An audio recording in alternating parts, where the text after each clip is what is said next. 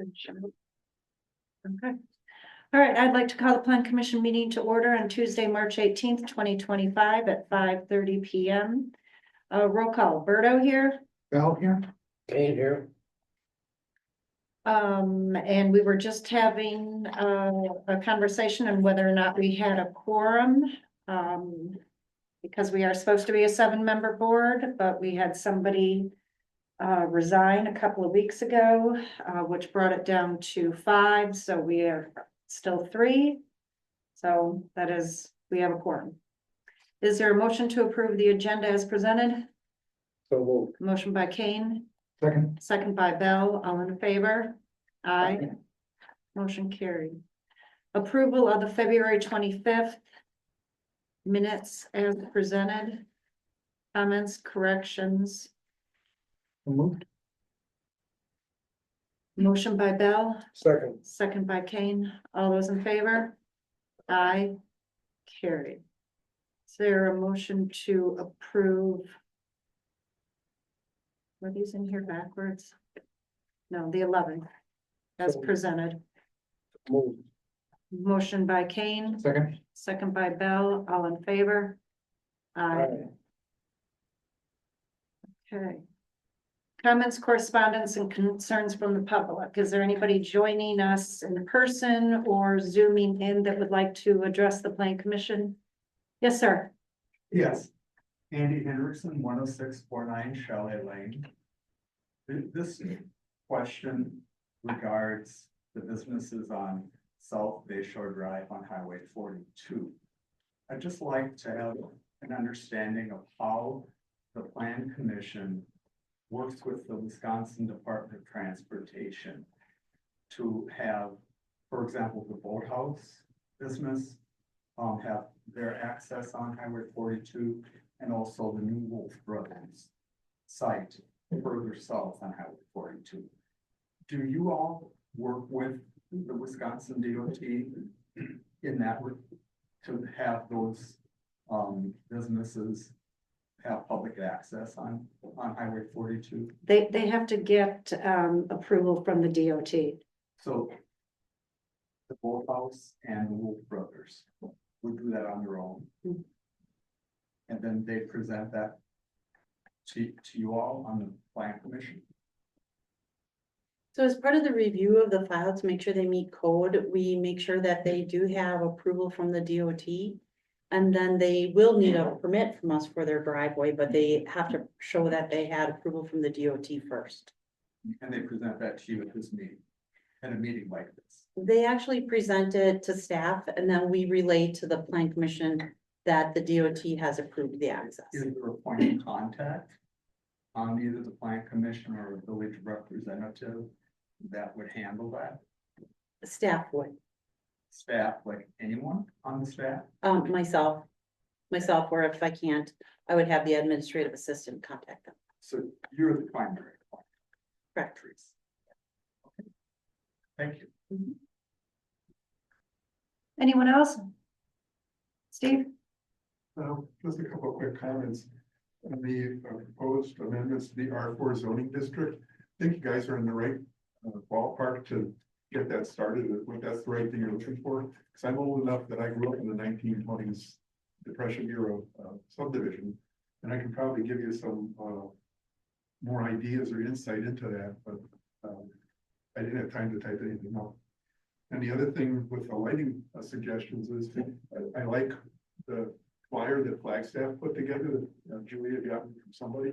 I think your biggest problem is going to be convincing people to do that, because Sister Bay is not Flagstaff. I've been to Flagstaff. It's a totally different type of community. And your biggest problem may not be zoning ordinances for lighting. It could be specking the lighting and making sure what you want to get and how do you handle the different areas like street lighting compared to area lighting like the sports complex or a business that's lighting a parking lot. Have some ideas on that, but I didn't have time to do anything, so I thought I'd throw that out. Thank you. Anyone else? I had a quick question. Louise Housen, 10637 Westwood in Sister Bay. On page 20, the staff report for the comprehensive plan has a link to the updated comprehensive plan. And in that, packet, it doesn't look like the land use map was updated. Correct, I have that notated. Okay, so. So you're gonna vote on it even though it's not updated? No, That was really good. okay. Anyone else? Do we have anybody zooming in? I can't see if we have participants in that. We have people zoomed in, but I don't see any hands raised.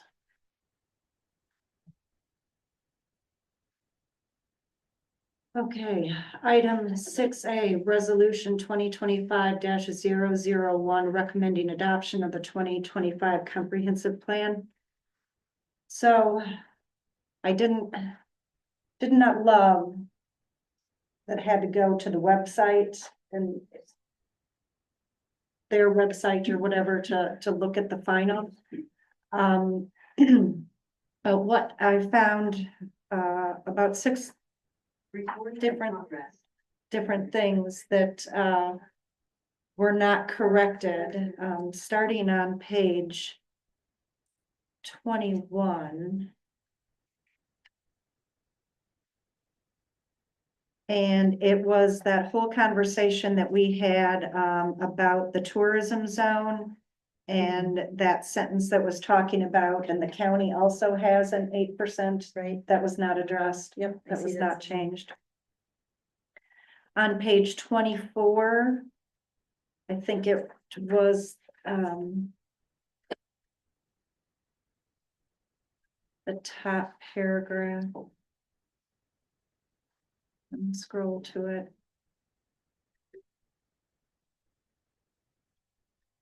Under goals and objectives, it was supposed to talk about balanced economic growth and business while providing jobs and housing. Housing is missing.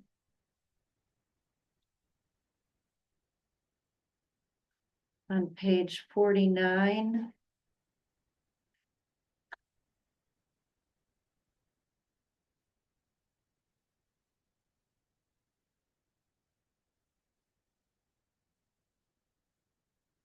It's where we were, it's talking about broadband, the last paragraph. Last sentence, coverage is generally good in the village and surrounding areas, but weaker signals. Our experience during crowded events and at the height of the tourist season. And getting rid of such as Fall Fest.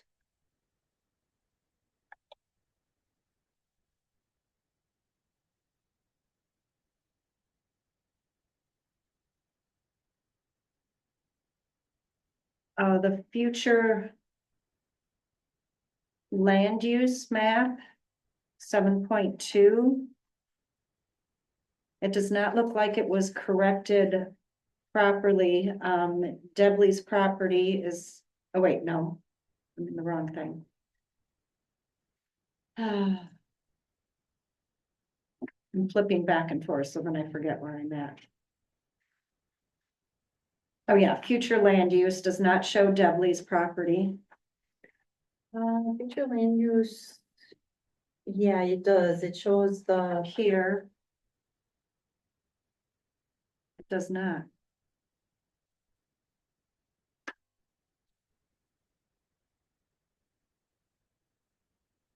yeah, the one. It shows it, oh, that's the thing, they're both future land use maps. So they have one too many future land use maps. They didn't remove the old one. That's the problem. And But. Just go ahead. so I don't know. So I was looking at that one, and then, so if I look at the first one that is after page 57. So, okay, so Debtley's is there. I have a question about the white spot, on the southern, Highway 57. What that white spot is, because there's nothing in the grid other than a right of way that's white, so I don't know if that's correct. It's kind of by the highway shop. And it doesn't look like the Johnson property was changed on the first future land use map. And I can't remember, I thought it is Bjorn zooming in? Yeah, Denise, if you can hear me, I noticed that too, and I was going to ask about that once you guys were ready to move for a motion. I can't remember, was Annika's house supposed to be commercial also, because it's still yellow? Yes, the Annika's house commercial, basically all the green should be commercial also. So the red out we're asking for. Right. Yeah, in the map I had given her, it showed all of that as red except for the pond. Right, and I also think too, then where the old office is on South Spring, it's still showing yellow there too. Yep. Yes, that needs to be red also. Yeah. Did I catch all the right ones, Bjorn, for what you're concerned about? Yeah, pretty much. Basically, just where that yellow begins on the southernmost side. So, which it's the parcel on Spring Road. Everything going north up until when the orange starts, which would be I think the Shoreview condominiums would all be red, with the exception of the natural area. Yeah, from the comprehensive plan from 2002. Okay. And then on that map, the Trenchard property is still yellow. Well, we wanted it yellow. So before we had it as, oh, no, it goes to open line. You're right. I'm sorry. Did anybody else That's, see anything else? So do you know what that white is down here? I think that's, I'm not sure, public highway right of way. It maybe is how that's showing up, but I'll ask her. I see it was on the old map too.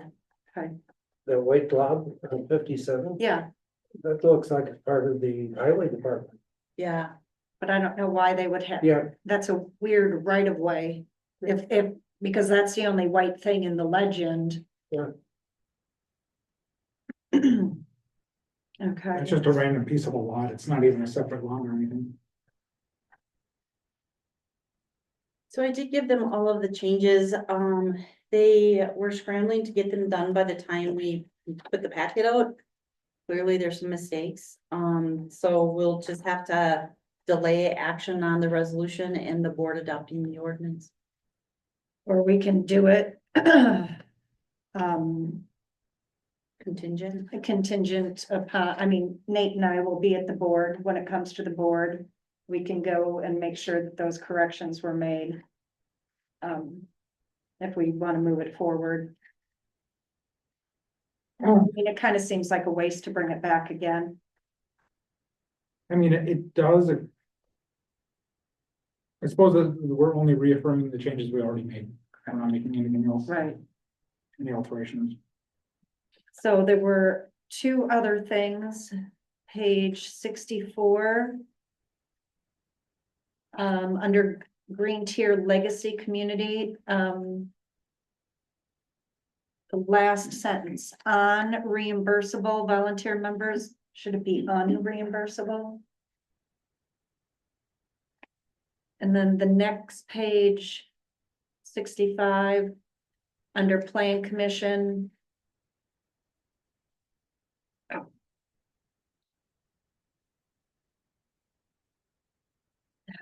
Sure, I have the right one open. They still have they didn't change the number of trustees on it. It's supposed to be 7 with 4 citizen members, right?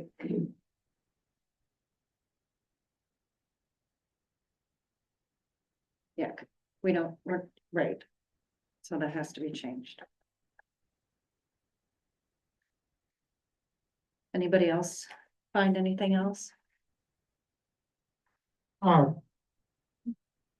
think it's page 2 or 3, the title. Page 3.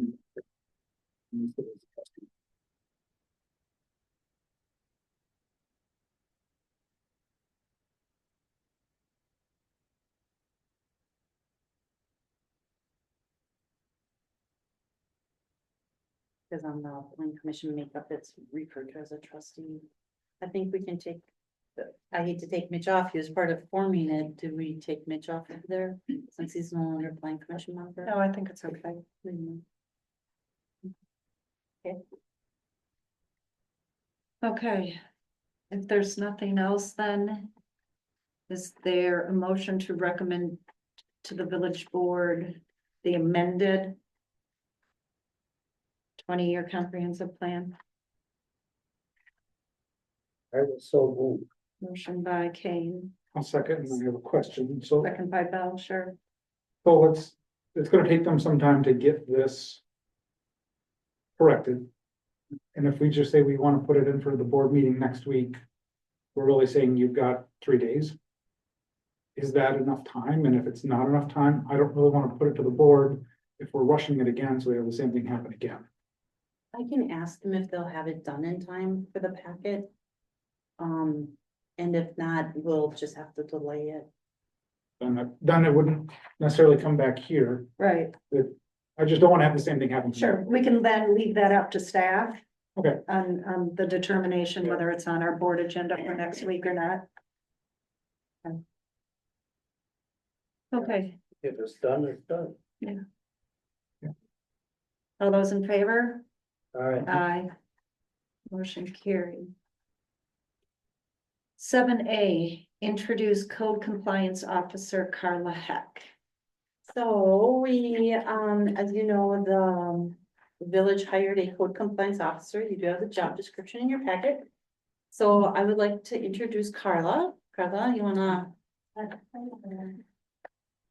So Carla's been here, this is her second day. She has written 3 violation letters so far. And inspected a bunch of properties. I think there was, maybe about 40 properties on there you inspected, so she's really dug in and started working, but we did want her to meet you since, she does do a lot with zoning and zoning violations. So, Welcome. Thank you. I have a question. sure. In her job description, it says that a lot of her work will be out of an office. Where might that office be? They crammed her in the current one. We You're put, not putting another person in that building, are you? well, we don't, as you know, we don't have a adequate facility, so she is at a table kind of in front of the bathroom. Kind of in front of the window in the bathroom, that area right there. Lots of we- luck. Yeah, we put, we erected 2 folding tables for her. Not even a real desk. So I also had, Oh, yeah. and we're happy that you're here, Carla, and this has nothing to do with you. This has to do with the job description.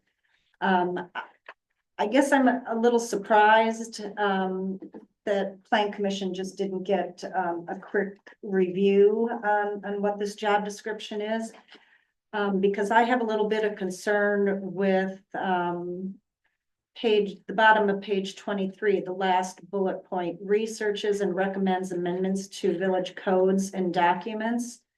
And then along with the second to the last one on the next page, additional responsibilities include engaging with the community and developers and reviewing and approving permits. That means you have to have a pretty good understanding of our zoning code to be meeting and approving permits. And that may be fine for the future, but I have a little bit of concern over a brand new employee and this being in there. Sure. I mean, there's people on the Yeah. plan commission that have been on for a long time and, Well, I don't know how to answer that, to be honest with you. So this job description was actually created by the former personnel committee. And then the new personnel committee revised it. I don't know if they revised that section, but it's gone through some revisions. So it has changed over time. So Nate, do you understand my concern? I understand your concerns, and I would say that one really big issue with our zoning code is our zoning code is just, it is incredibly challenging. So I understand and acknowledge that. I think that we should also acknowledge that's one of our issues that we're trying to work through. When personnel was going over it, we didn't focus in on that much. I mean, there's a lot of other things that Right. we were really digging in on there. I look at that as Julie is gonna have to provide some guidance on those issues for the foreseeable future, but I think that we can leave that up to Julie and Carla's discretion. Okay, I think also if we tell Carla that we're concerned about that ahead of time, that's much better than, no, this is something that we want you to make sure you really understand our code, or if you have questions about the code, ask. Because it is a little convoluted and it is not the most straightforward. It's a living code and it's been amended many times, and we still find places where there's circular references and inconsistencies, so. okay. I think that, I guess I believe that with some guidance from Julie, I think she can succeed. And I think over time, yes, the more you work with it, the more you will understand it. It just happens naturally over time. So those were the only things that I wanted to mention.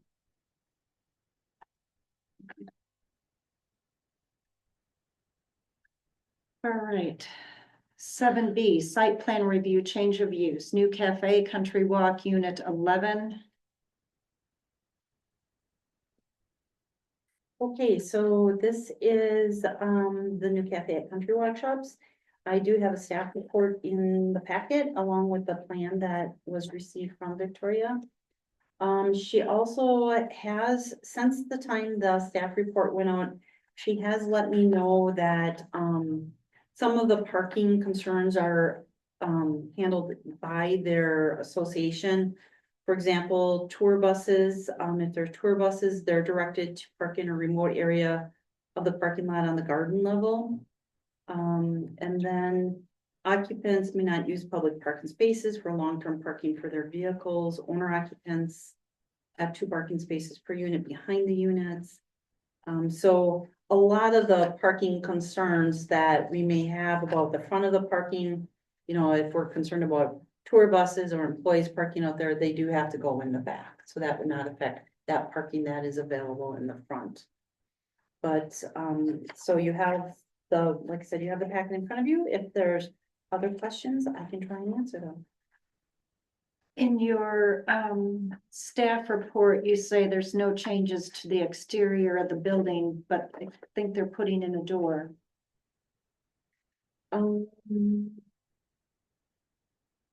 Because the door was removed. Oh. Yeah, that This- I'm, This is the current one. This would be the one that's new. yeah, it's, That's unit 10. That one that we're doing that on is technically unit 10. Okay, So that one was approved for the building permit on that side. okay, And then unit 11 is the one that they're asking for the changes. So okay.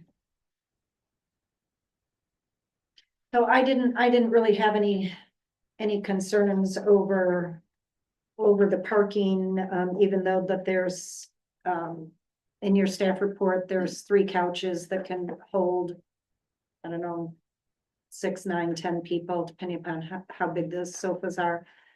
It isn't a complex that it is pretty hard to determine. right, it's really hard to determine what the parking needs are out there. Right. Also because you have the grocery store there, and a lot of people going to a grocery store might be coming over here or to the other shop. So the parking is, I mean, I did my best trying to calculate this and see where parking is available. I do think this is one of those properties where you just have to accept what's there. Yeah.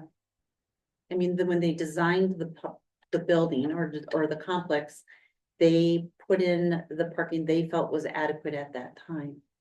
So, I have no concerns with the parking myself. Yeah, I Yeah, have I'm no fine, I'm issues. fine with parking. That's, You know, it's shared parking is what it is. Right.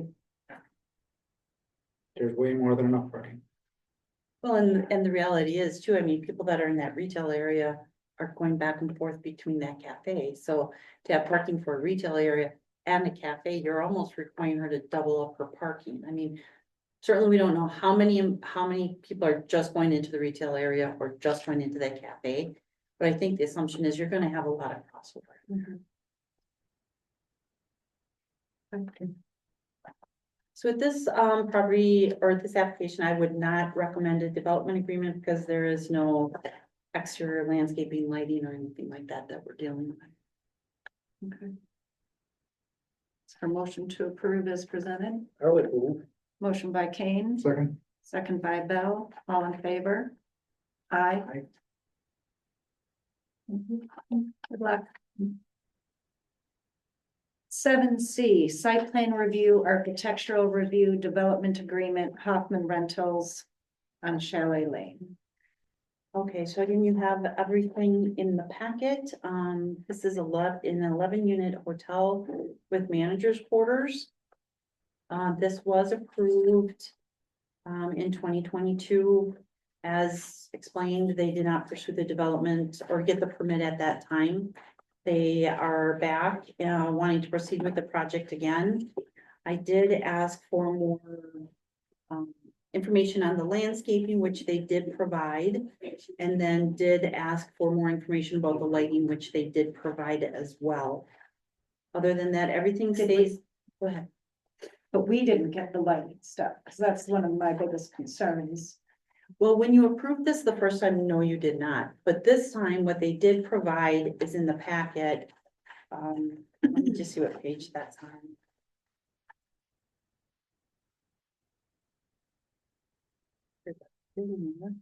forty-one.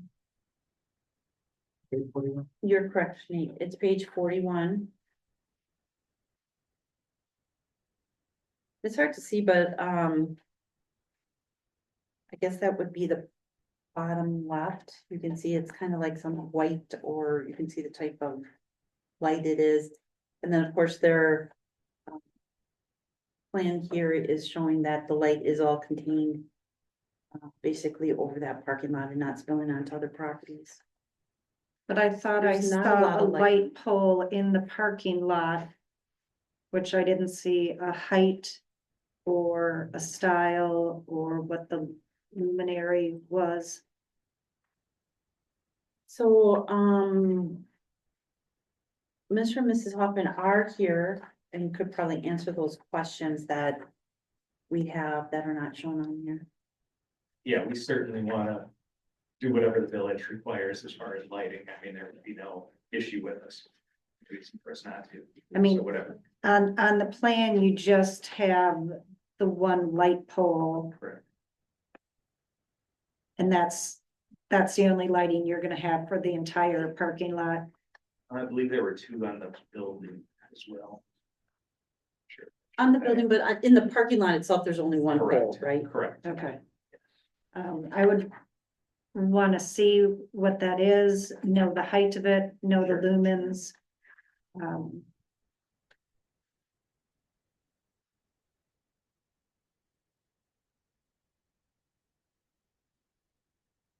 Again, we're working with Bayland Builders, so they've done the other condo projects here, and I'm sure those parking lot lights have met your requirements also. That would be an issue.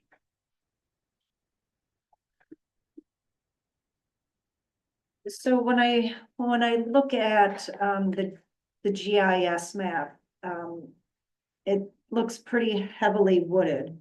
Maybe trees, it could be a lot of scrub, can't really tell. Unless I would go down and walk the property. And there are a lot of trees around it. But I think for the amount of trees that are going to come down, I think because we've been talking about our canopy, we've been talking about however many trees you take down, we would want you to plant. That might be a little extreme in this case. So that's something that I'd like us to talk a little bit more about on what would be reasonable to replace some of that foliage. If we approve this, I'm a little bit concerned. I know that our zoning code states that for a hotel motel, it's just one parking space per room or suite. But almost all of these are 2 bedrooms and have 3 beds in them. And that there are 17 parking spaces allocated. First of all, I think we need to revisit that because a lot of things being built aren't your typical motel room anymore with 2 double beds or 2 queen beds or something like that. So I don't know. I think we should revisit it. Do you mean revisit that code requirements? That code requirement. Because if this is considered a motel and it has 3 bedrooms and you could have 2 different families, I don't know that 1 parking space, even though they have 6 more than they need. I would, if we move this forward, I would want to see one of the conditions in the development agreement that there would be absolutely no parking on Chalet.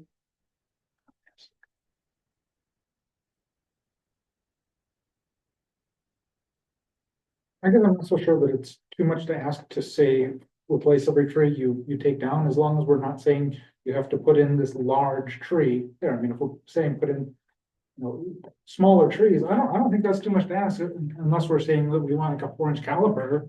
That would be a lot, but I don't think it's saying replace every tree you take down with a small tree is that much to ask. Yeah, and it is a lot, I don't know if you've been out there or not, but it is a lot of just, well, yeah, it's a lot of bushes and, garbage trees, I guess, scrub, what you called it. Scrub brush. Yeah. So we wouldn't have an issue with replacing the trees. Okay. And we sent pictures to Julie. They're in the If package. you shared, okay. I think the last time that this project came around, I had issue with you come in the front door and your lobby is not there. You have to go down a flight. That is abnormal. I can't remember if I voted no on it the last time around. It's still the same way. But on page 36, which is the first floor plan. It says level 1 drywall throughout, no finishes, stub and plumbing based on type, unit and plan. Is this not being, No, everything. is Built being out? completed. It's all being built out, all the units.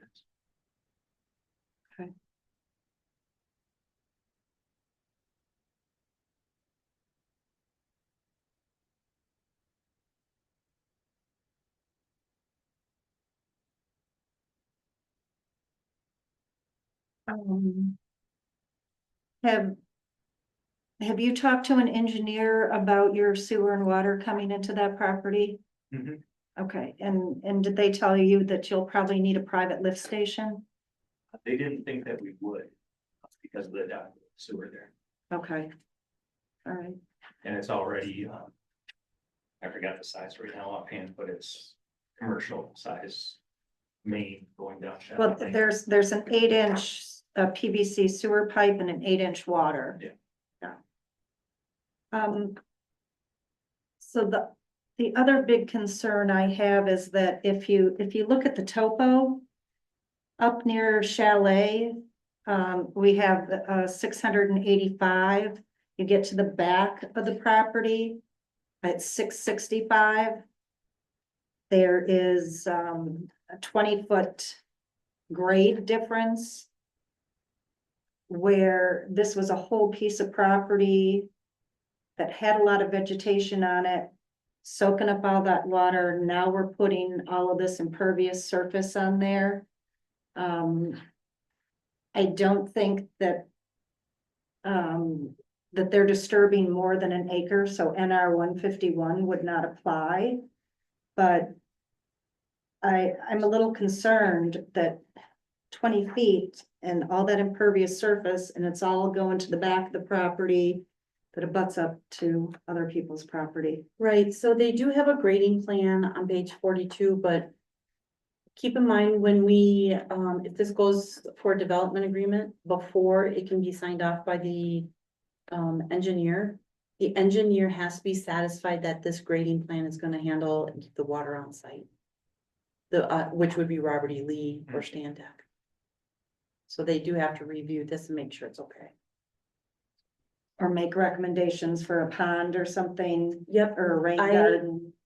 I have seen them have the property owner change the grading plan, because we're not engineers right here, we don't know. So if they feel it's not adequate, they do make them revise it before we'll actually sign off and give them a permit.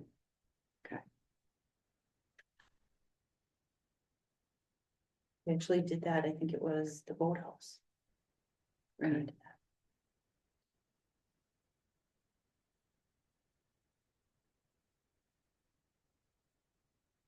So then we would need the light pole.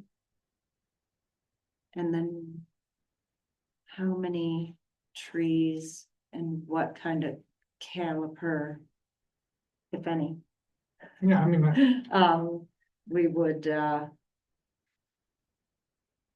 require. I look at that, if we're gonna ask for that, I just think we just look for smaller trees, but if you looking at the big picture, maybe those little trees become big trees and they will replace the canopy. So what we could do is make those as conditions on the development agreement. I know with the Goki project, once he had it all marked out on site, I actually went out there and had to count the trees and then make sure those trees got replaced elsewhere.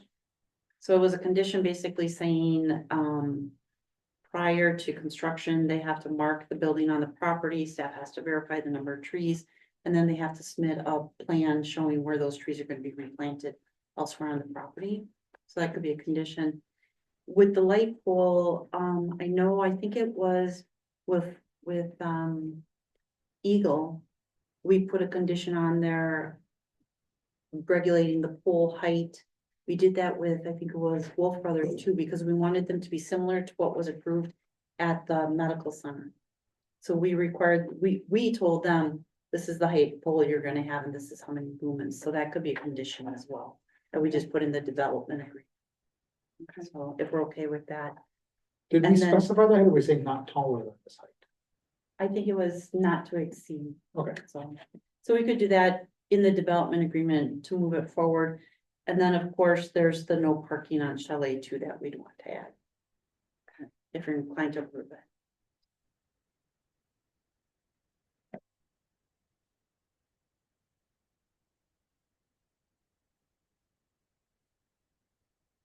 I understand what you're saying about the lobby not being right there, but I've been in a number of places that do have that and have adequate signage. It's not a big deal.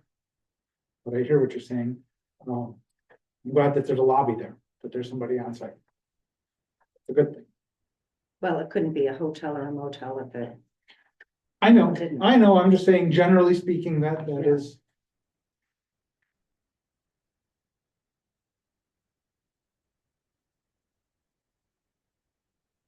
Based on some of the other proposals we've seen. I know that food- Right. Downtown. One thing I forgot to it, so if we do recommend approval, in addition to those items I just mentioned, we do want to make sure that the road surface is asphalt 18 feet wide to the access point or to the driveway, and that he does have that fog line striped on there, because that is a code requirement.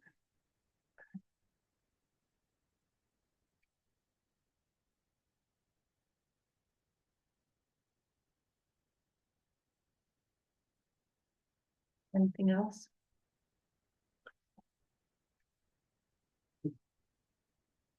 Anything else you'd like to share? No, I think everything was covered. Again, light post isn't an issue. Parking on Shelley is not an issue at all. And we'd like to add the trees. I mean, we want to have it nicely landscaped.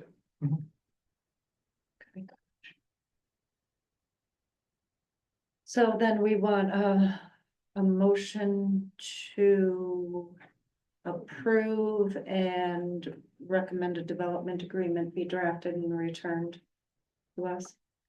Or go straight to the board. It's a boilerplate development agreement. I guess we've got a couple of conditions. We probably do want to have it come back here.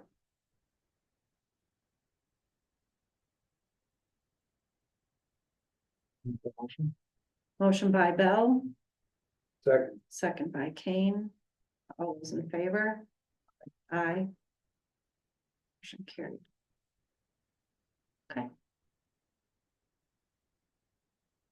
And then the other thing here is just to make a note that in the future, when we're working on code amendments, to revisit the parking requirements.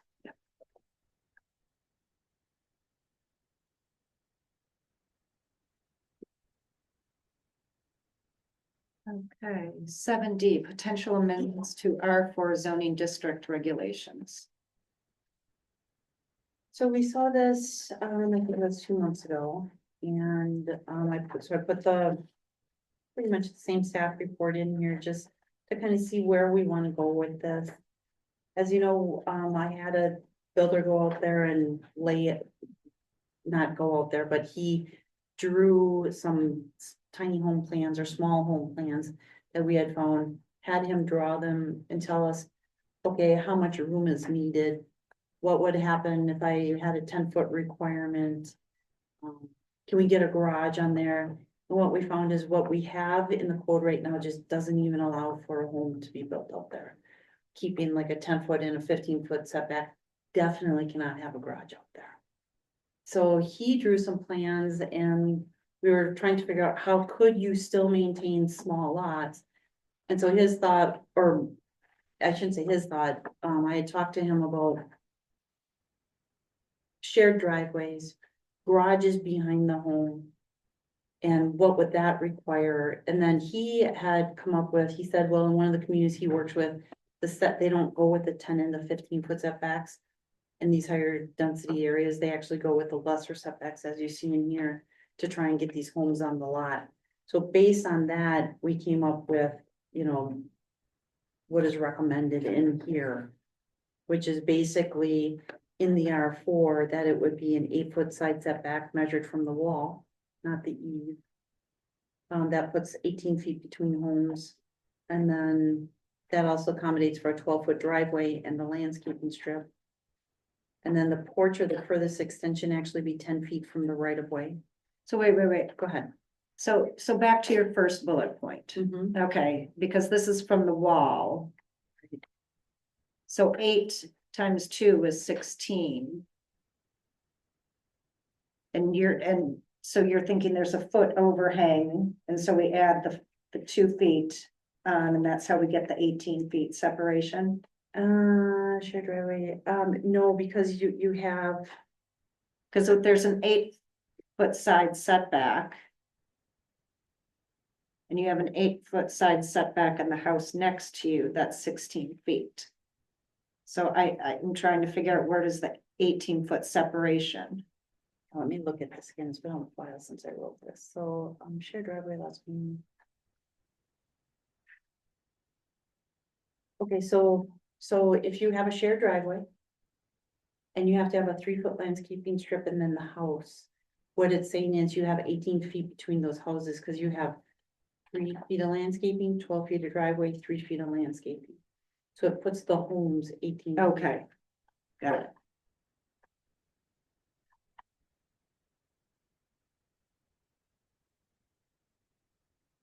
And then it was, if you remember back in December of 22. The board actually, and I can't remember if it went to the plan commission first, but the board saw some home designs. I call them wartime homes or depression homes, where it was kind of. When people used to sit on their porch and chat yet, and looking at that design, those, all the homes had to have a porch, and then they were also closer to the road, which put them closer to a sidewalk or where people were walking to encourage conversation.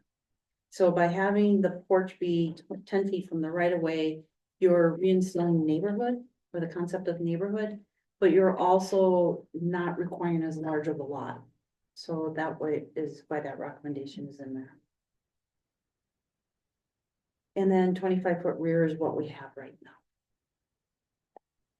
So that was a lot of finagling to try to figure out, and that was probably a good exercise to figure out what it is that we need. We can't just Right, I don't use think, these numbers and, lay it out with real homes. Right. And see what we really need and where are we being too restrictive? Are we requiring the lots to be too small or too large? So it was a really good exercise. I do think, looking too at the lot sizes, you need a minimum of a 50-foot wide lot and 100 feet deep. And then, which puts the lot at 5,000 square feet, which is still pretty small for Sister and this Bay. is not with the garage. This would fit a garage, This would fit a garage. but the garage is behind the home. Okay, Yeah, because if you have a right of way, a 10-foot setback, a 6-foot porch, the house, the garage, the 25-foot rear, you're still able to get in on a 100-foot deep lot. so.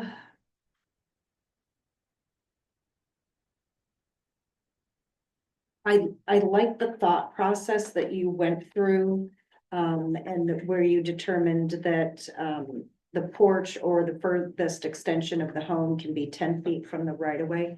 That is so close to.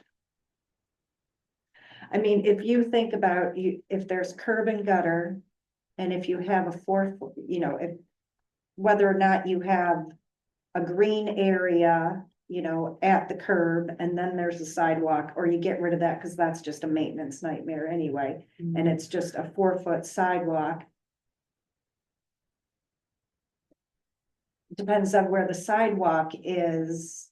It depends on the width of the road. Yeah, I mean, in R4, I think the way we envisioned it, unless I'm wrong, is these are higher dense communities with smaller roads or narrower roads, so are the roads 50-foot right away instead of, like a 60 or a 66-foot.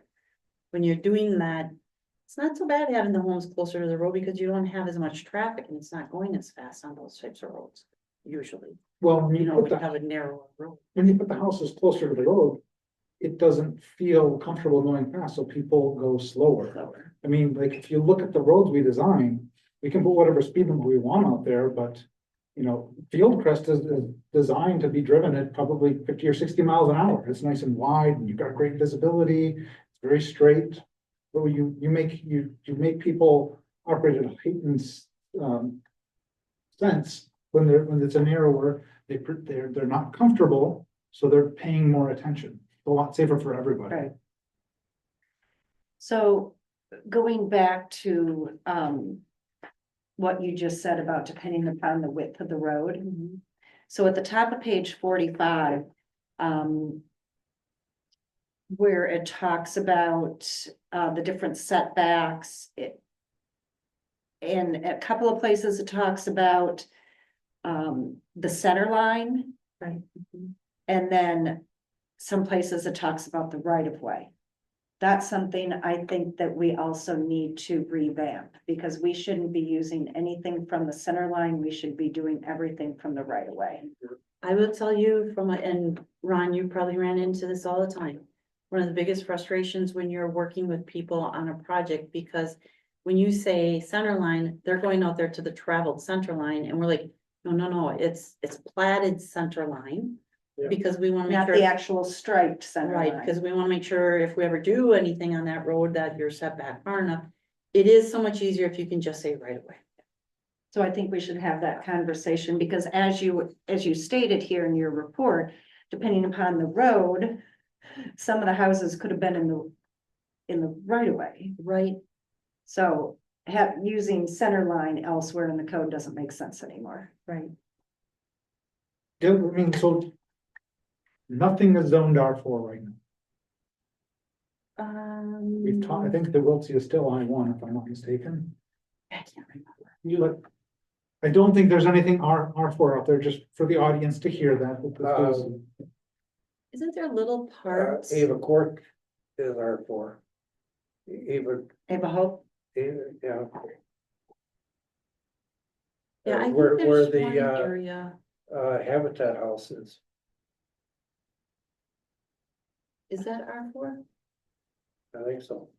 I know we have, I remember we have one R4 area, it's very small. I do not have the zoning map here. I have one, but that doesn't mean that it's the updated one. I'm sure. This it's the is most June of recent. 2022, probably not. That one does not have Lagerquist on it yet, but we never did rezone the Wiltie property. We've talked about that. Because by law, we were supposed to. We have no yellow out here. There's no By white, Able, there's, it's bright yellow. There's no bright yellow.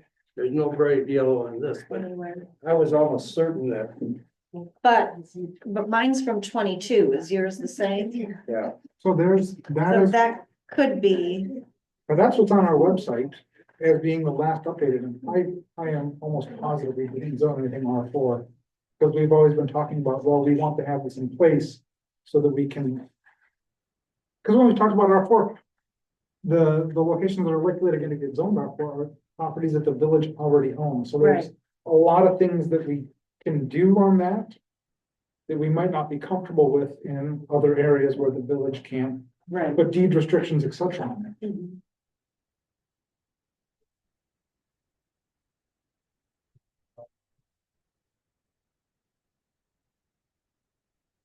So anyway, the point of that was just saying that this is, some of the other issues I recall having center line versus right of way, especially when they did the highway. It wasn't consistent. You know, you had some of the lots went to the center, some went there, so at least we don't have that to deal with. Yeah, and I know along, downtown area, we're measuring from the curb. When I'm going to the center line or the right of way, it's just where the curb is located. For sign setbacks at least, so. I don't know, I do think you need to rezone the property. We were supposed to do that a while ago. A couple of years ago, actually. And then I think we need to look at, and while we're doing that, why not just change the code right away? I think this is one that we're gonna have to keep an eye on though. Or really watch where we put that R4. In my mind, that R4 should be on narrower roads or roads less traveled, not in higher density areas. Because of the road issue, unless you have a different setback for different road widths. Well, Me, it's, I guess what you're saying is we. If we're going to put it in, we don't want to put R4 in more dense areas, but we want R4 to be more dense. I think really what you're saying is we want to do it in some of the outlying areas where there's not arterial traffic going. Right, I was gonna say, narrower. depending upon what the arterial roads are in that area, is it a thoroughfare or is it? You're only going in there to your home to visit somebody, it's not taking you someplace else. Yeah, So this is just the we have to start, keep that in mind. this is just the start of R4, because we don't have any other real structure of R4 in the code now. This is just a thought exercise for saying, what should we do first? There's actually an R4 section and a table in there, Okay, yeah. And that's the challenge, because that R4 table. Doesn't match what, it doesn't allow for a home to be built on, small home to be built on. I think there's a number of assumptions we're making in here, and it's not just us, it's. Us meaning the entire country, all of North America is making like a 12-foot driveway. I was just thinking about a particular shared driveway I was just on down in the Fox Valley. And it was a rather unique one. This is an older area. I mean, these houses were built in the turn of the century. And cars were put on there after the fact, because when they actually started building that, there were roads, but there were not cars. It's much narrower than 12 feet. And it was really I think it's probably maybe 10 feet wide, 8 feet wide. Which is 10 feet wide is actually enough to get any sort of vehicle through, any street legal vehicle. gonna make it through a 10-foot wide driveway. And if it's a shared driveway, you may be going to a choke point, going around there and then going to your particular other side of, you might have your parking on this side and the person parking on that side. Yeah, that's how this is designed, is you come in and you park behind the home like that. So most of the driveways on the new homes that we have right now, I would say, I don't have a study on it, but I'm just thinking of one today is 22 feet wide. So 24 is the max in a residential area. They're usually about 20 or 22 feet wide. The driveways are pretty wide. And it's because they're lining up with a garage, right? And you have that double garage door, or Right. double stall, so they're just making the garage that wide.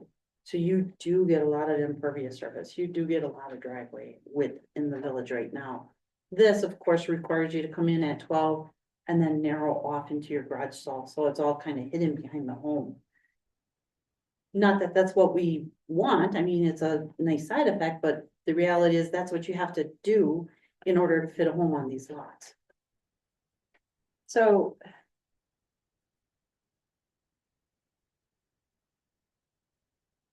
So minimum width is 50. I'm just looking at page 23 of the zoning code. It doesn't, so on the table, under R4 in the code, it says minimum width corner lots. So what would that recommendation be?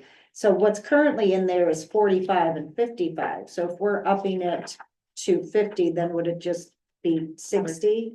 I think we could, yeah.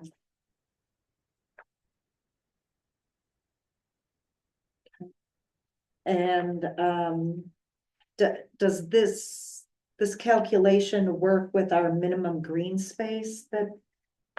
Yes, as a matter of fact, when we looked at the green space a month or so ago and made those recommendations, it was with Was this that in the mind. meeting I wasn't at? Well, it was recommended, It it goes wasn't to the that board next February. Tuesday. Okay, Yeah, we had the public hearing when you weren't here, okay. and that goes to the board next week, but that's, correct, the green space works on this. Because I think we had said green, I can't even remember what we said, if it was 25%, I'd have to look at that. Well, because here it says 50, Right, and we knew that was too much, too high. much, okay. All right.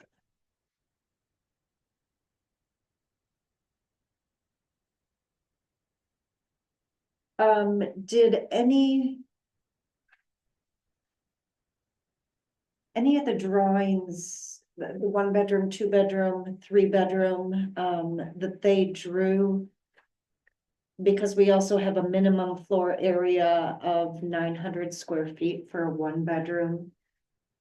Do we need to be changing that also? We do, so I know, right, so the 1-bedroom here ranged from 728 to 832. And then the 2-bedroom went from 952 to 1122. And the 3-bedroom went from 1092 to 1350. So then we would have to be comfortable with probably dropping that a couple of 100 feet down to 700 Yeah, you're gonna have to make some changes. here. minimum. Yeah. Floor area. Why do we even want to maintain the minimum? I know you always bring that up.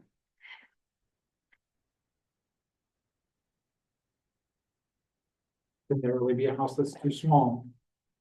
That's a personal preference. I mean, I could, the fact that we don't have a maximum size. It seems like we have more issues with maximum size than we do minimum size at this point in the village.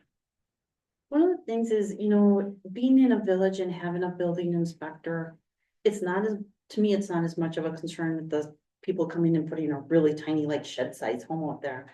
Because the Uniform Dwelling Code requires a certain amount of ventilation and pass-through. So when you have to have so much room for pass-through between rooms, you have to have so much room in front of windows and doors, which kind of prevents you from having a really super tight house. Just to meet the bare minimum uniform, and I figured this out at one time, I don't have it off the top of my head, we'd have to go back through files, but to meet the Uniform Dwelling Code requirements, you're not gonna have a shed size house. It does end up having to be a little bigger. What is that? I don't recall. Probably like 500 square feet or something. There had to be some reason why 900 square feet was chosen way back when. So there had to be, I'm sure there was a, We had that conversation because I think we created that when Bob Cuffrin was here.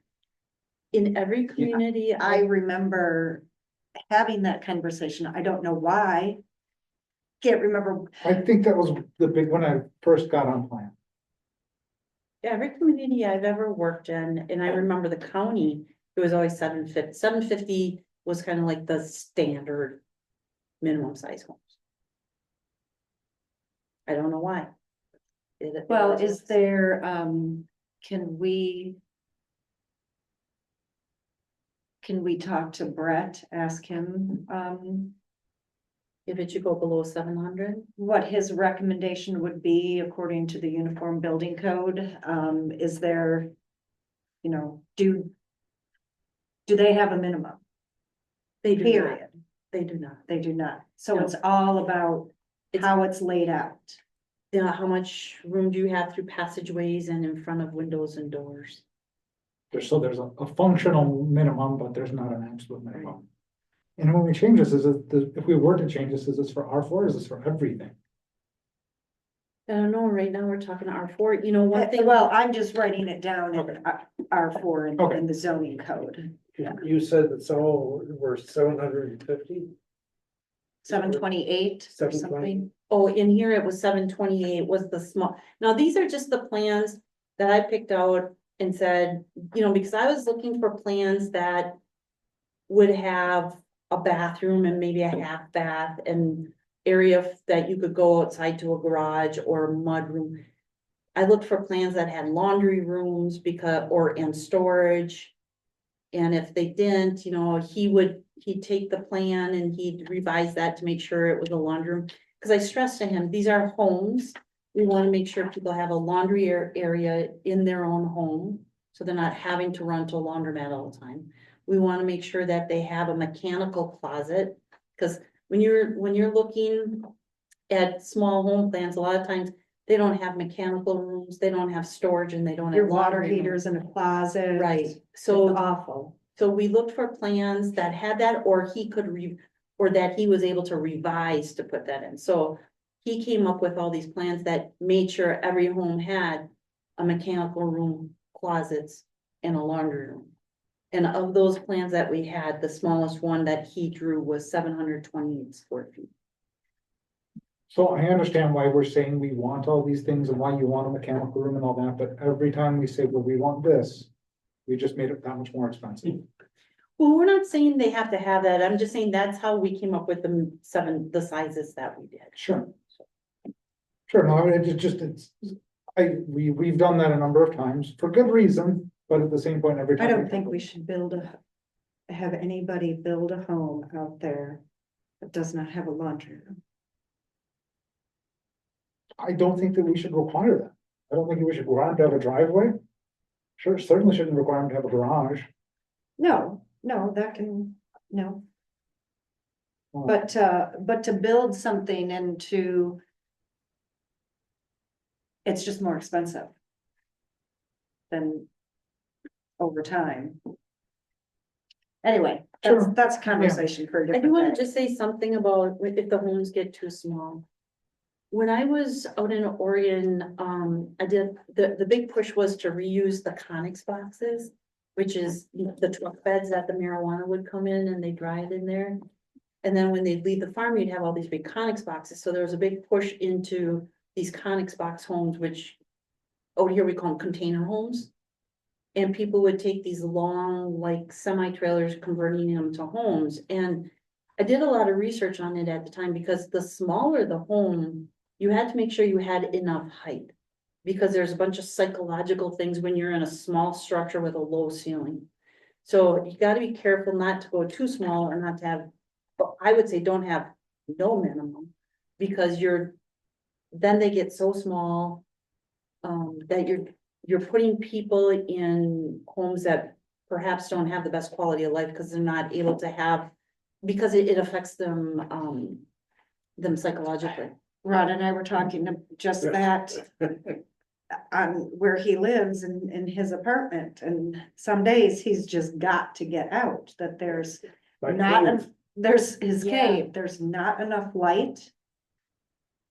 There's not a lot of windows that, you know, in the Yeah, I areas that you're understand. in the most. It was really important, we have great third spaces, better third spaces in the village, Have what? third spaces. Third? You have your first space, your house, your second space, your work, your third space is that other space, it's. I understand what you're saying, that may not be desirable, but. Having a house. Is more desirable than not having a house, or having it someplace to live in the village. We may not be able to make it ideal for everybody, and we shouldn't. We're not going to build these houses more than likely in the village, I can't imagine. But the we'll circumstance- we'll we'll- probably pre-approve plans. Sure. And, I mean, 700 square feet. It's an apartment, that's a one-bedroom apartment. Yeah. Yeah. And so I don't wanna go less than that, smaller than that for a home. Personally, I am not comfortable on pursuing that. If somebody chooses to have a piece of property and put up a tiny home, God bless them, that's great, but to pre-approve stuff that is smaller than the average apartment. I think that's a discussion we should have when we look at the plans, because otherwise we're talking hypotheticals and. Well, you do have to have standards in place so people can come in with plans. Somebody's gonna build homes, you have to have guidelines that, Well, let's get the feedback from Brett and then get a little more information and make a determination. Is that So fine? then, according to this, then a 2-bedroom, that would drop down to 1,000 square feet in our code to 950. And 3 or more bedrooms would drop about 100 square feet to 1,100. Okay. So what do you want us to do with this information today? well, I think, we eventually have to make it a. Amend the code, because your code right now for R4 does not allow a home to be built on the lot. And then you also have to, at some point. Not just have it in the code, but actually have R4 somewhere, rezone some piece of ideally Wiltie, that's what we've talked about in the past, that needs to be rezoned, that. Our code actually requires that to have been rezoned a while ago, so that should be taken care of pretty soon. That should be rezoned R4, and then I think we need to actually propose amendments to the code. I mean, we have some here, reduce the side setback, right of way setback, rear setback, corner lot. I'll double check the green space. I have 700 square foot minimum written down right now, but I'll check with Brett. Nate, you said you wanted to know if there was a minimum he recommends, right? Yeah, I mean, I guess I would advocate for no minimum, understanding there's a functional minimum, but I understand other people have got different perspectives. But we should hear from Brett so we have Sure. that perspective. So should we bring this back next month? Sure. Okay. And you also wrote down then readdressing in the other zoning districts, the setback from the center line. I do think, yeah, I think Okay. that has to be looked at. Okay. All right.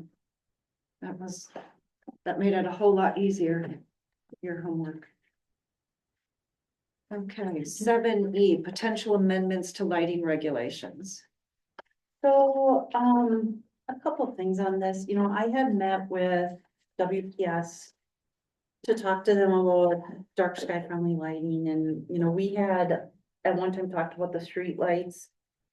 And WPS was more than willing, actually excited to replace the lights to make them dark sky friendly. They did say we would have to approve that though, so, I do have to bring that to the Parks Committee to see if they're okay with reducing or dimming the streetlights to be dark sky friendly. I asked the DOT, they said, we don't care. I asked the county, they said, we don't care. That's your call. If you guys wanna make them dark sky friendly, you make them dark sky friendly. And how is it, I mean, because we have the metal cap on it. It's the bulb actually, I think that they're changing. Okay. So it's not necessarily our fixture, Correct, I believe it's the bulb. because I think we had that conversation when we picked those out, when we put that lighting in. And you know, the woman that I talked to at WPS, she actually is a big dark sky fan. She went to school for it. WPS hired her because she has that skill set. She was so helpful. But that's her recommendation. And she said those that WPS is responsible for, they would make it a priority to switch those lights out. So that's good. But then we have the private property that we have to look at, and that's where the zoning comes into play. And Brian Gruby, from Northport, he actually has worked in communities with dark sky. He's very, very familiar with dark sky ordinances. He sent me the one that was in the packet as an example. And then he said, you know, even without that, just having information that you can, flyers that you can give people so they better understand what your goals are, what you're trying to accomplish, you tend to get more people willing to change out their lighting. So he sent those samples too that I had linked to in the packet. So I think what, in my mind, somebody has to go through this, and I actually think it's Nate, because Nate's the best. Nate knows the most about the lighting, and just kind of come up with some ideas on, you know, yeah, what would we want? How would we want to change the code? Because there's a lot in here. I'm not a lighting expert. But I think there's some good things in there that I'm not saying all of them. I know Steve had a good point. We're not Flagstaff, but there's some stuff in here that we could take. You know, we do get complaints about lighting in the office, so it's not, I think it is something we should strive for. Something I heard you say, Denise, is you said when we picked out those lights, we picked out the caps. You're talking about the lights right along 42. But Our streetlights Our next to our streetlights. sidewalks, yeah. then we're also talking about, I think, Julie, you're talking about the streetlights that WPS puts up at our intersections and that. Along the highway. Yeah, so I guess I just want to make sure we're talking about two different kinds of lights, because we've never really had any input on what the streetlights are. I mean, I guess we can. I think I started digging into that back in November, and Glad got me a list of all the streetlights we've got in the village. But you're saying that you're talking about changing the streetlights, not just the ones that are along 42, but the actual ones that WPS installs? So actually, they have already started replacing all of them. But the ones on Highway 42 are the ones they have not done anything with, because they want the village to go on record. I mean, there's some that they're just responsible for, but the ones on Highway 42, they said they would swap out, but they want approval from the village before they do that. They don't want to just go and swap them and then somebody complains about it. And So are we, I mean, I don't think somebody that goes outside of the village and looks back in at night, I don't see that much light coming from those 42. I mean, like what you see is the orange glow, the sodium vapor lights. That's what you see out there. And you can also see up by Scanned. You see some of that white light out there, but do we need to do anything for the 42, the main street lights we have, like the decorative ones? Are we proposing doing anything? that's what she's saying. They'll swap out and make them dark sky friendly. Because they do not meet dark sky requirements. The ones that we just, okay, so the decorative ones that we have that are downtown. No, on Highway 42, not downtown. So South Bay Shore Drive. Yes. South Bay Shore Drive, Okay, and then North Bay Shore. okay, I just want to, because I think that we're talking about two different kinds of lights, and I want to make sure that we're on. Yeah, we're not Same talking page. about the black ones that look, Right, and that's what you were saying, we took out Carriage. the tops for. Right. yeah, We don't need to make any changes to those. Those are No. already dark sky compliant. my understanding is yes. Okay, It's the ones, once you get out of the downtown area on Highway 42. North and south of downtown, okay. And I know people have complained about the purple lights. They're like, if they see those, they have to report them. That means that's a failing light. We'll change those out. The lights were fine, but the filters have failed. I loved it when Marge had one out by her back porch. Yeah. It's kind of like a black light. And then Brian was willing to help us, you know, any questions, review, comments that we have on that ordinance. He's willing to help with. So Nate, are you taking that on? Okay. Okay. Is that it for that agenda item? Yes. Okay. 7F, request for proposal multifamily Northwoods Drive and Ava Hope Court. Okay, so before I start, we did receive a letter from Vivian Nino on this. So I'm just gonna read this real quick before I get into this.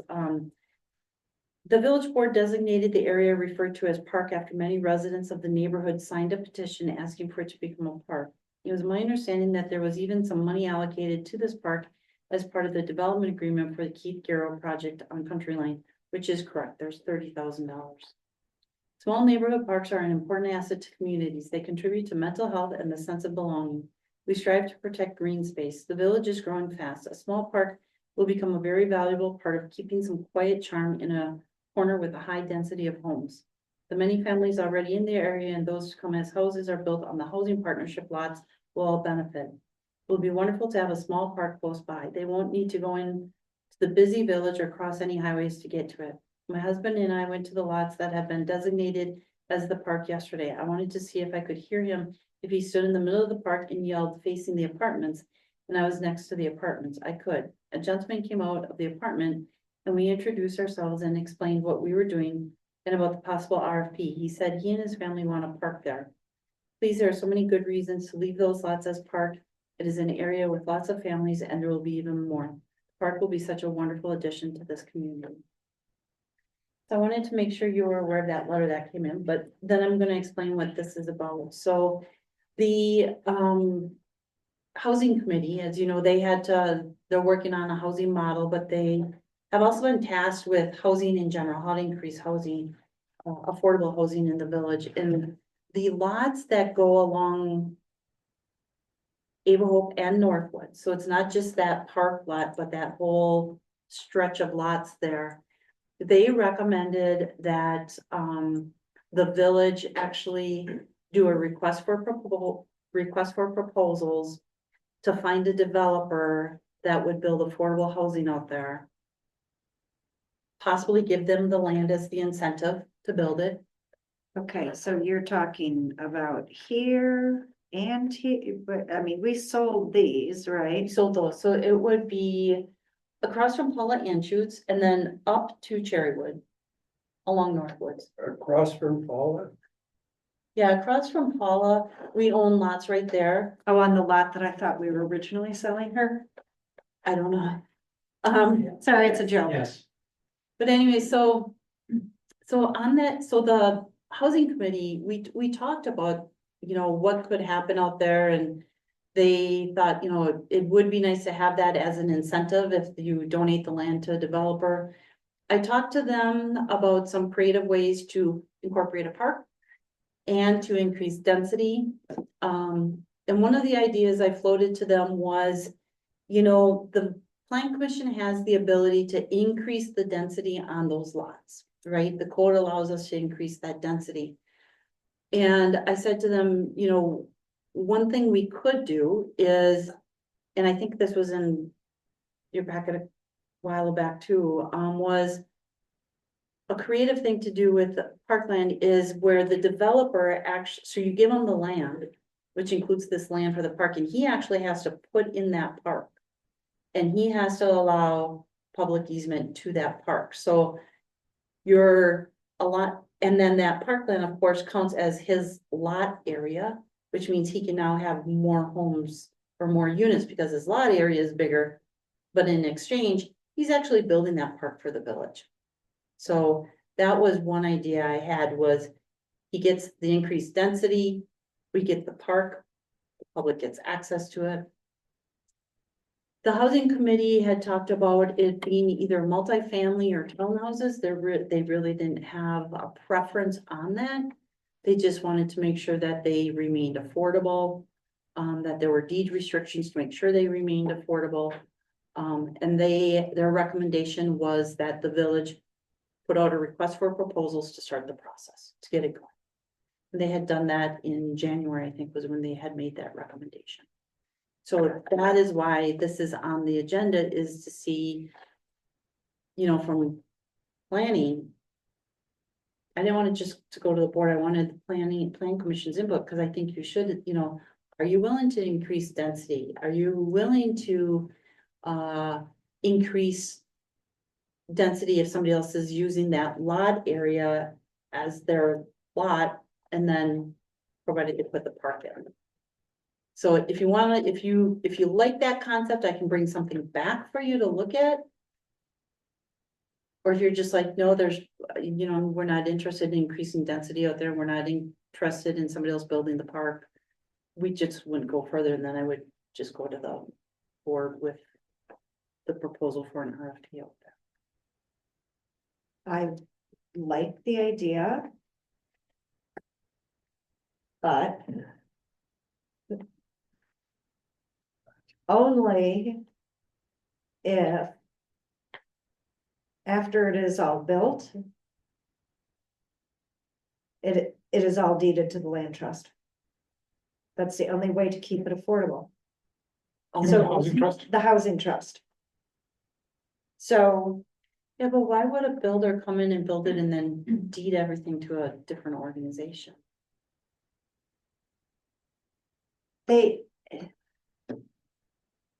well, he would have to get paid. But I mean, so if you do it, so like Marissa, I'm gonna use Marissa as an example, or Gary Weeza or somebody like that, but they're gonna come in and they're gonna build it. And they've got their model of how they keep it affordable and everything. And they probably have a property There is no manager. model for keeping anything affordable, because we have heard from our village staff, from our parks department, who lives in some of the apartment housing, that every year, and sometimes a couple of times a year, I think that happened one year, that it has gone up there. Now, that may be the going rate, but I think the going rate and affordable are two different things. Well, and that's why they recommended deed restrictions on it, to make sure they're not second homes. To make sure they're kept affordable or at market rate. I don't have the list of deed restrictions with me, but they had talked about all, and they had speakers come in and talk about how you can keep these affordable. But yeah, I don't see a developer coming in and spending his money and then transferring it over to the partnership. Now, the partnership is actually talking about building an adorable little development. They've been in with the plans and, you know, what does it take? What are our setbacks? What, can you do? here on the village's property? No, not on the village property, on their property. Well, that's what I mean. Yeah. Yeah, what we sold them. Correct, yeah. Okay. So they've got their own multifamily that they're looking at, Okay. which is more of a zero lot line townhouse type Okay. thing. It's really cute. It's the new trend, you know, so that one I think we'll see, maybe next year come forward. I don't know. But for this one, I don't know, what do you want to do with it? So as I'm looking at the GIS here, there's Me too. the 4 lots there, and I know one is really not a lot, it's retention pond. But part of that, could not part of that retention pond lot get used as a park? So the Parks Committee actually looked at that, you know, they looked at, could you put a trailer around the pond? And no, there's not enough land around there. But, and they looked at when you walk out there, when you're close to the pond, there is room for a small park, but it is steep. So there's a slope. Well, what I'm getting at is those, so there's 4 lots out there, one is mostly not. One is really not buildable. I mean, the retention pond lot is not really buildable, but there's pieces of that lot that could get used Right, for you a could park. slice it. Yeah. Or you could reconfigure that. Right, if we could, I do think it's important that we have a park there because we have a ton of people there living there. We need to get a park that's accessible to them. So Once, we have the same map up, you and I. I'm looking at this right in here. I'm on the county website. Yeah, this is, Okay, so here's Ava Hope. And this is all just, at least in this photo, is pretty much barren, but look at all of these trees up here. You know, this area is where a park should go, where you already have mature trees, where there's shade. you're saying up in, that's Marissa's property. This is Marissa's? So this The one piece, along Cherrywood is not our, if, Oh, do we go only to Yeah. here? yep, you're on the part. Never mind. Yeah, you're on the part. I think- Darn it, so here's where I was going with that. Is so we've got because I four, don't, I'm not looking at parcels, I'm just Right, looking at. sure, Oh, no, it's not the counties, it's just Google. the That's why. having an RFP out there asking for that. And let's see what somebody can come up with proposal to us to make it sustainably affordable. And maybe there's nothing they can do. The concern I have about some of these restrictions is who enforces it. Some of the deed restrictions and like, it can't be a second house. Well, if it's not a second house, how do we enforce that?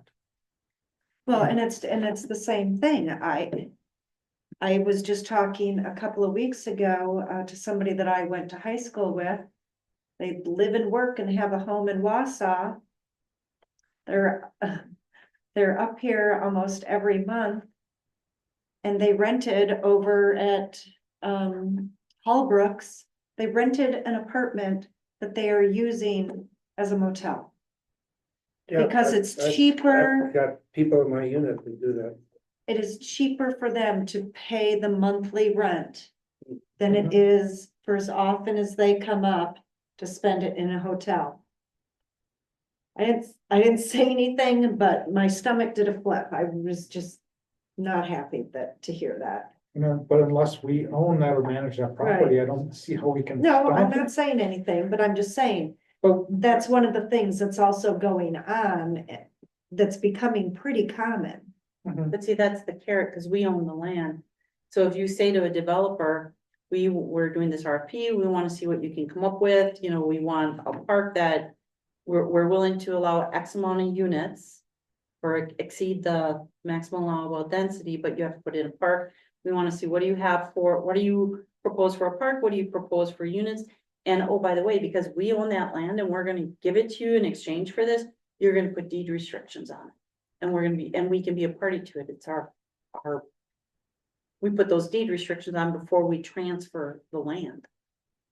I guess but I don't think that we should limit ourselves to what we can think of, because there's people out Right. there that, if we put an RFP out there, there's demand for it. Somebody might be able to figure something else out that we haven't seen yet. But I think I look at it as saying we should look at for all four of those parcels, understanding you can't do anything with the retention pond. But there's still a decent chunk of There that is. that might be able to, so. I think. that- I'm in favor of at least putting it out there to see what kind of return that Yeah, there would be. I don't think you're gonna get much of a response. How many acres does it say that we own, Nate? Is it 2.37? It's 1.55 of the 3 lots, and then it's 1.5 for the retention pond lot. So it's just a little over 3 acres. Ron, So I basically, actually we're have a- gonna only, that's only 2 acres. I actually have a list of contractors that are waiting to see if we're gonna do anything with that Well, property. Let's do it then. You got the list, let's do it, see what happens. See what happens. See if they respond. And They said they would, so let's see what happens. I think that we should absolutely increase the density limit in that area. We've got the infrastructure. We're going to put a park in there, so we're gonna take care of that issue. As part of this, I think that's also the RFP should include a park. But it should not include any parking in the park. It should No. just be for people that are walking. in. Walking in that neighborhood, Mhm. correct. Now.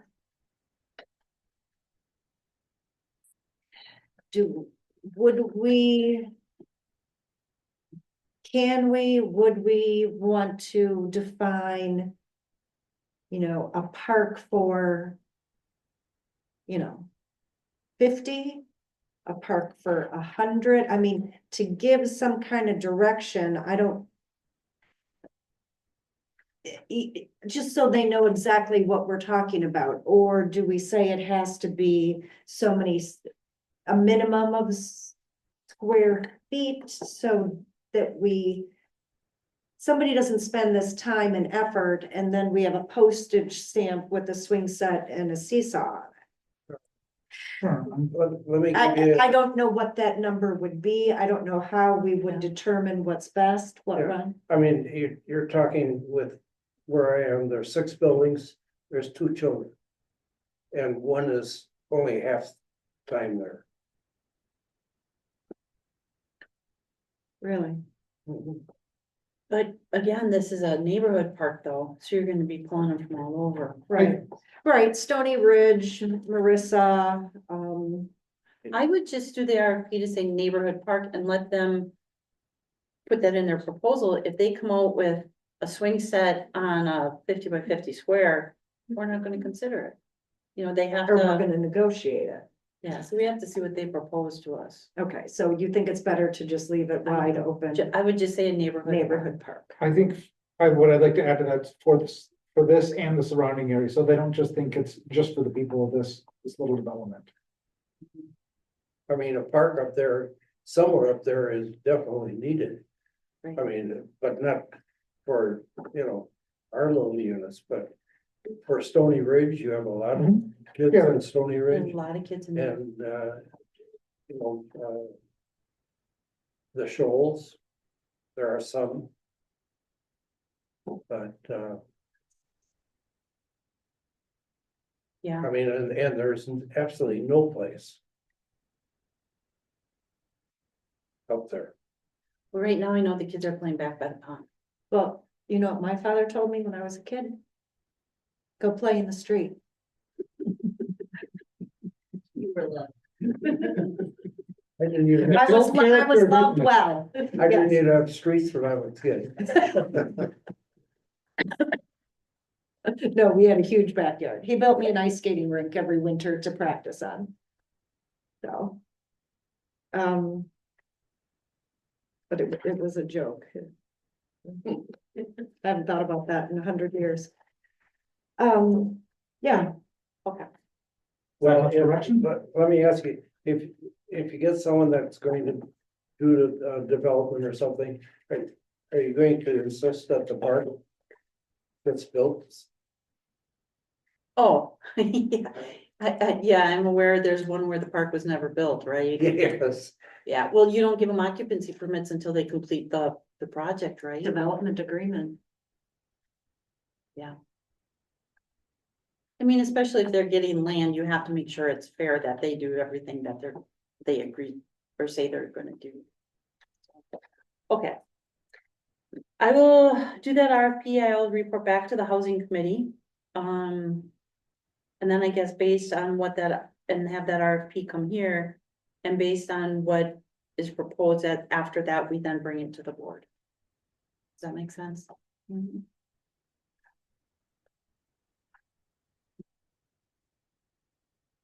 Okay. Matters to be placed on a future agenda or referred to a committee official or employee. So we have the couple of zoning code changes that I mentioned, plus the whole R4 thing. Housing committee will be reported back to. The Hoffman Development Agreement.